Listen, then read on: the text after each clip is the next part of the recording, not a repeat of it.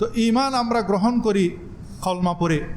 একজন মানুষ ঈমানহীন সে যখন কলমা পড়ে ঈমানদার হয়ে যায়, অন্তরের বিশ্বাসের মাধ্যমে সে যখন লা ইলাহা ইল্লাল্লাহ মুহাম্মাদুর রাসূলুল্লাহ বলল, আশহাদু আল্লা ইলাহা ইল্লাল্লাহু ওয়া আশহাদু আন্না মুহাম্মাদান আবদুহু ওয়া রাসূলুহু বলল, সে ঈমানদার হয়ে গেল। ঠিক তদ্রূপ এমন কিছু কথা আছে যে কথাগুলো বলার সাথে সাথেই তার কুফরি হয়ে যায়, ঈমানহীন হয়ে যায়। অনেক সময় আমরা ট্রল করে ঠাট্টা মজাক করেও ইসলামের কোনো শিয়ার সম্পর্কে, নামাজ, রোজা, হজ, জাকাত এসব সম্পর্কে কটু কথা বলে ফেলি, যার কারণে আমাদের ঈমান চলে যায়। এমন এমন গান আছে যে গানের মাধ্যমে আমাদের কুফরি হয়ে যায়, ঈমান চলে যায়। সেজন্য এই আখেরি জামানায় আমাদের উচিত প্রতি রাতে ঈমানকে নবায়ন করা।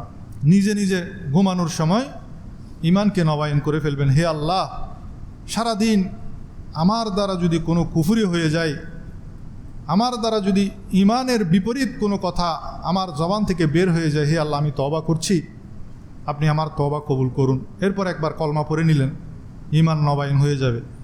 তো এই জামানায় আমাদের এই কাজটা করা খুবই জরুরি। কারণ আমার নবী বলছেন, আখেরি জামানায় এমন একটা সময় আসবে, মানুষ সকালে ঈমানদার থাকবে, সন্ধ্যা হতে হতে কাফের হয়ে যাবে। সন্ধ্যায় ঈমানদার থাকবে, সকাল হতে হতে সে কাফের হয়ে যাবে। সেজন্য এই যুগটা এখন চলছে, সেই জন্য প্রতি রাতে আমাদের ঈমানকে নবায়ন করাটা এটা এখন ফরজ হয়ে গেছে। প্রতিদিন রাতে আপনি চিন্তা করবেন, যদি আপনি জানেন এই কথাটা আমি বলছি এটা ঈমানের জন্য খতরা, সেটা উল্লেখ করে আপনি তওবা করবেন। আর যদি আপনার জানা নাই, হয়তো আপনি না জানতেই অজান্তেই কোনো কুফরি কথা বলে ফেলেছেন, সেজন্য আপনি আল্লাহর কাছে তওবা করবেন। কোনো ভুল হয়ে গেলে, হে আল্লাহ আপনি আমাকে ক্ষমা করুন, আমার অজান্তে যদি কোনো কুফরি কথা আমি বলে ফেলে আমাকে ক্ষমা করুন, আমি তওবা করছি।